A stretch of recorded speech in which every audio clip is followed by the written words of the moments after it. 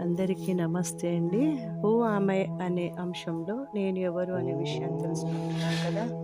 శరీరానికి పేరు, స్థానం ఉంటాయి కానీ నిజమైతే నేను శరీరాన్ని కాదు. మరి ఆ నిజమైన నేను ఎవరు అని అంటే నేను ఆత్మను. అందుకే ఆత్మ శాశ్వతం, అజరం, అమరం అని అంటారు. ఆత్మకు మరణం లేదు. అందుకే భగవద్గీతలో చెప్తారు. ఆత్మ కాలదు, తడవదు, దానిని ఎవరూ ఖండించలేరని అంటారు కదండీ! అదే శరీరం అయితే కాలుతుంది, తడుస్తుంది, ఖండిస్తారు కూడా. కావున శరీరం శాశ్వతం కాదు. చూడండి, మనం అందరం పుట్టాక పేరు పెడతారు గానీ, పుట్టుకతోనే పేరైతే రాదు కదా! అదే నేనెళ్ళిపోయాననుకోండి, నా పేరు, స్థానం అన్నీ సమాప్తమే కదా!